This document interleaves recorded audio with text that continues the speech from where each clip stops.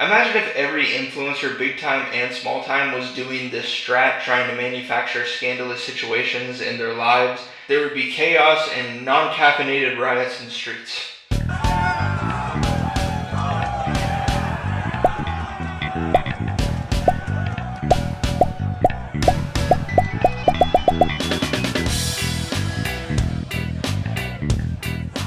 Kash Patel, a walking scandal and the current most powerful law enforcement member of the United States. We gotta talk about this guy.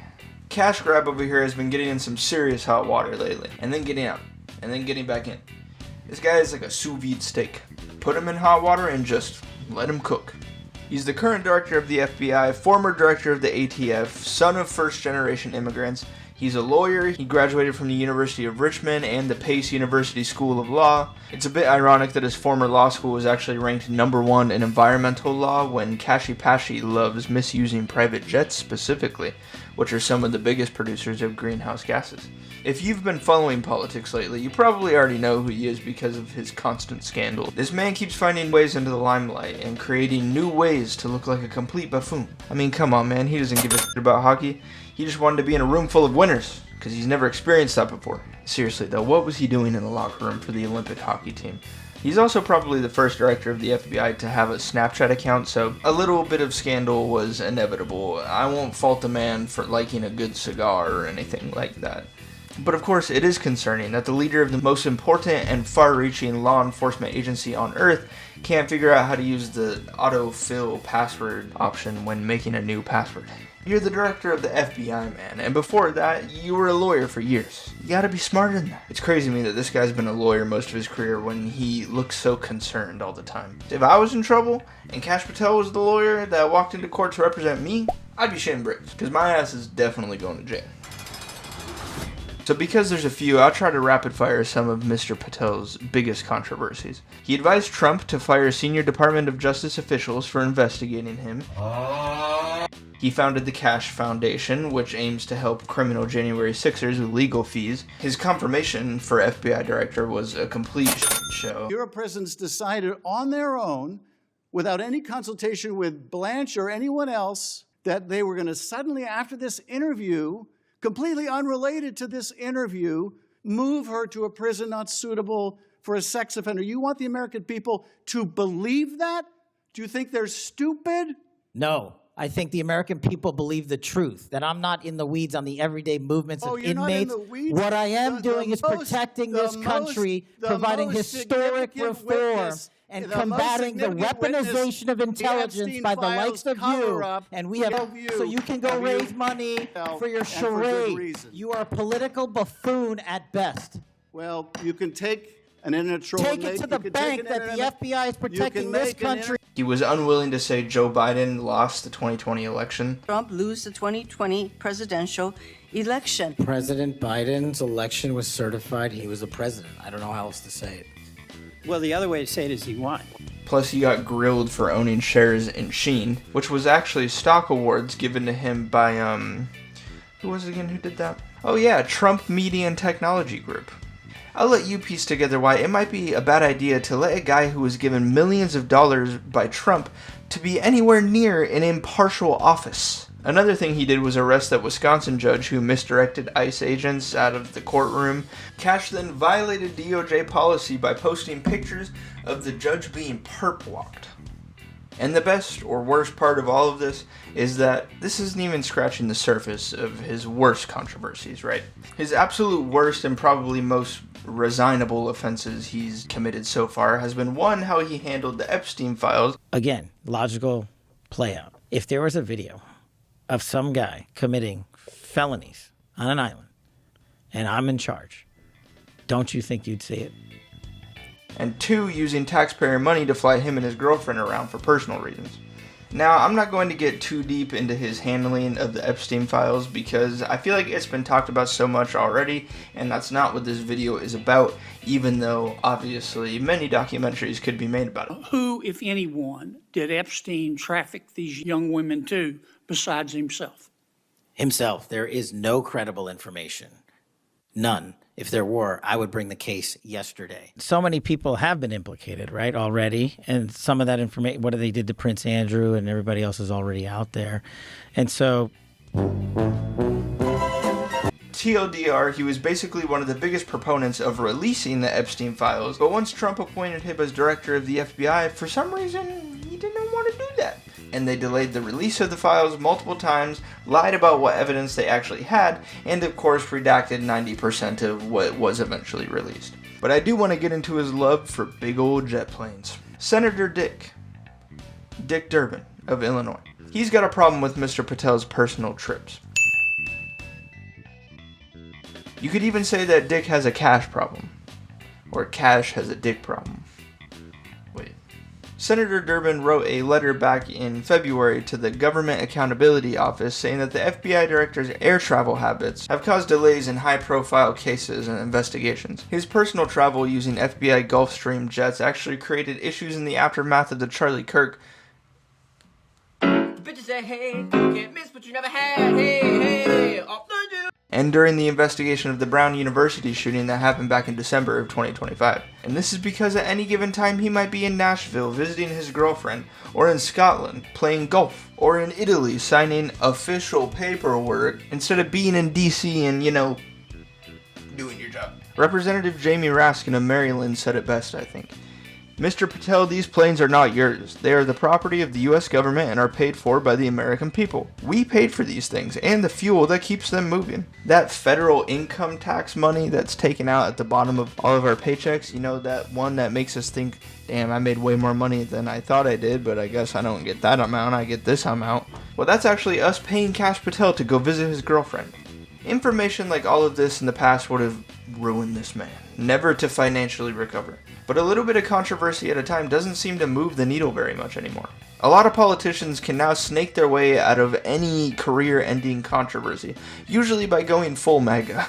It's like the final form of your career once it's looking like you might be toast.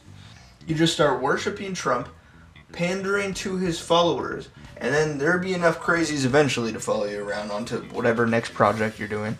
All of this leads to scandals feeling like they have a different vibe now. The last real scandal in my head that was kinda harmless but career-ending, well, maybe it wasn't harmless for his wife, was Anthony Weiner. Like Dick Durbin, this Weiner had a cash problem.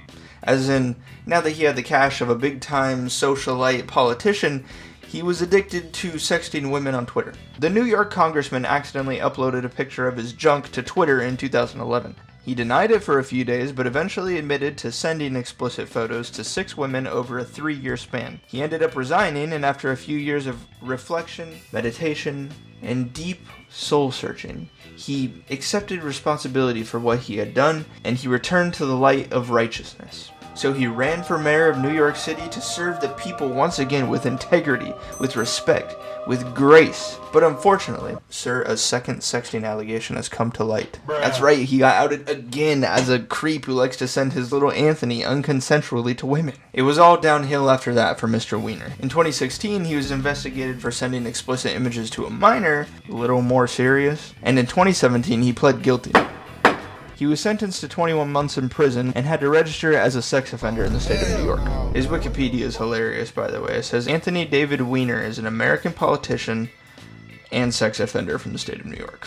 And then they used the most phallic-looking picture of this guy that they could find. But forgetting his physical appearance, this guy truly did deserve to be booed out of Congress. That guy is a predator. In his interview with Adam Friedland, he still tried to defend his actions. He tried to blame his scandal on the fact that it was a slow news period, and it only got so big because he was a guy named Weiner who tweeted a picture of his... Haha, right guys? It's funny. It's kind of funny, actually, if you think about it. I also love this clip from that podcast where Anthony Weiner is basically saying it's demeaning to be on this podcast. Have you been there? Las Vegas, Nevada. No, Hooters. I don't believe I have. It's demeaning. Which part? The fact that they don't let, like... Oh, I thought you meant just generally being here. And I was gonna... This is good for you. I'm telling you, this is good for you. So you're a city kid... This is good for you. You could tell he's like, is this gonna be good for me? This feels like a stupid idea. And it's because no matter how many jokes this guy cracks, he's still a creep. And Adam jokes around with him a little bit, but there's a few points where he makes Mr. Weiner look like a wiener. At one point he explains how people have been asking him why he's running again for another political position and putting himself through that, and he seriously says this. A lot like, why are you putting yourself through it? And I guess the question, shouldn't the question be, well, why shouldn't I? Like, what is the alternative? Okay, there's this whole body of things that you're good at doing, but you shouldn't do it because people are gonna say mean things to you. Well, the alternative is what? I only go into job spaces where people won't say mean things, or maybe they don't like me because of these things in my background. But I guess the question I would have is like, well, what is the logical extension of that? That I curl up under a table somewhere, or I just disappear? If I would have been elected in 2013, we would have had a better city. Crazy. It's safe to say that scandalous acts from people in power have become very normalized, to the point where even known morally reprehensible people can keep a small following and keep the embers of their career burning until a gust of wind comes and reignites their popularity. In fact, another scandal is usually the thing that gets them the attention that they desperately crave. It's sad, honestly. And I think the normalization of scandals in politics actually comes from our normalization of it outside politics. I feel like something's coming. I think we all know what's coming. Welcome to Utah, the secret lives of Mormon wives. One of the most popular reality TV shows since its creation in 2024, this series is about a group of Mormon women getting up to shenanigans, and there's lots of drama and dirty sodas and loopholes to make sex outside of marriage okay in the eyes of the Lord.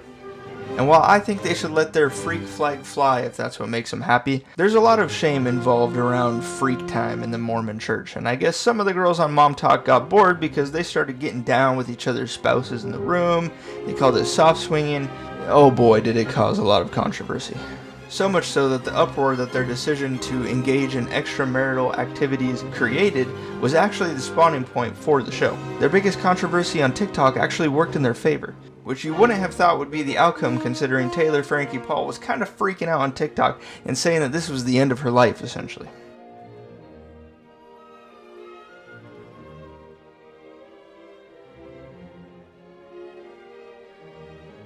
But I think in reality, Taylor was chilling the whole time. I think Taylor is actually an Oppenheimer-level genius, armed with the powerful knowledge that rage bait and drama are king on social media. She's been playing 4D chess on a checkerboard, and we just can't keep up with that kind of high-level IQ. I mean, she's even able to speed up and slow down her age apparently, and we know this because she revealed in a few TikToks that she's 50 years old, even though she was actually born in 1994. Huh? Scandals are only an opportunity to big brain people like Taylor Frankie Paul and Kash Patel. Imagine if every influencer, big time and small time, was doing this strat, just trying to manufacture scandalous situations in their lives. The world would devolve into a dramatic mess. There would be chaos and non-caffeinated riots in the streets. But that doesn't stop some, like Taylor and Kash, from using that outrage for their own gain anyway. They choose to take advantage of what we all know is inherently within us. And I think that makes them assholes. Well, more so Kash Patel than Taylor Frankie Paul. I mean, what's at stake with their jobs isn't exactly equal. So if what we think of as scandals are just a part of a political game to stay relevant, it really makes you think politically, does the truth even matter anymore? Are we no longer voters and instead just consumers who reward those that are most relevant despite their moral atrocities against society? Well, I sure hope not, because that sounds pretty bad. But it seems like the inevitable conclusion of the logic that there's no such thing as bad PR. Oscar Wilde once said there's only one thing in the world worse than being talked about, and that's not being talked about. But how sustainable is that in politics? Where is the breaking point? Because in order to build on reality, we have to agree on what reality is. Material conditions will get worse and worse for society as social norms corrode and corruption becomes even more common. And only then will there be a spark or a scandal or whatever you want to call it that actually brings change to the system as needed. But right now we're at like a weird Twilight Zone middle era where we're seeing horrible thing after horrible thing go across our news feeds on our phones, but not much changes. Nothing ever happens, as they say.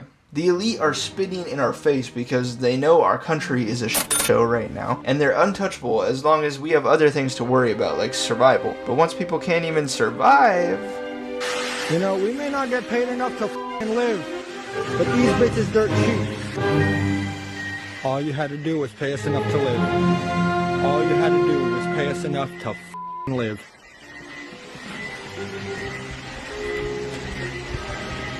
All you had to do was pay us enough to live. There goes your inventory.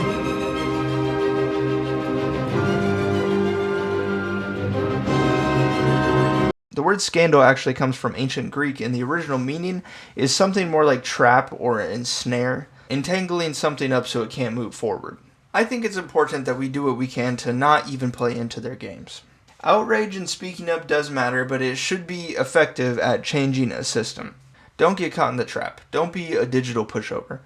Boycott companies that do bad things. Reach out to your representatives and Congress members and demand action if you have people like this guy anywhere near a crumb of power in your community. Let people know your thoughts and don't fall into the trap of being apathetic because you're being barraged by a constant stream of headlines. I know it's easier said than done, but powerful people are relying on you being so overwhelmed that you don't care. If the public perception of a situation is, oh, that guy did a bad thing but faced no consequences for it, it implies to our brains subconsciously that it wasn't that bad actually and people were just overreacting. Life moves on, not a big deal, then all of a sudden Bad Orange Man is president again and Kanye is making a Third Reich comeback. Thank you for watching and let me know what you think below.